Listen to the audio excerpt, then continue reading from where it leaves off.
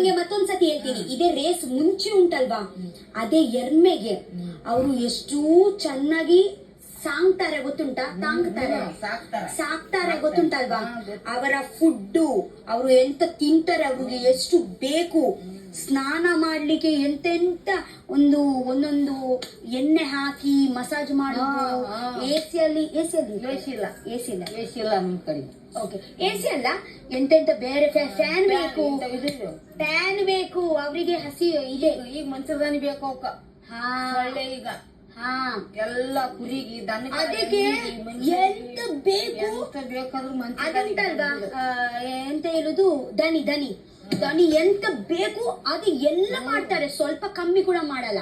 ಆಗ ನಂತರ ರೇಸಿಂಗ್ ಅಲ್ಲಿ ಅವು ದುಡಿತಾವಲ್ಲ ಹೊಲದಲ್ಲಿ.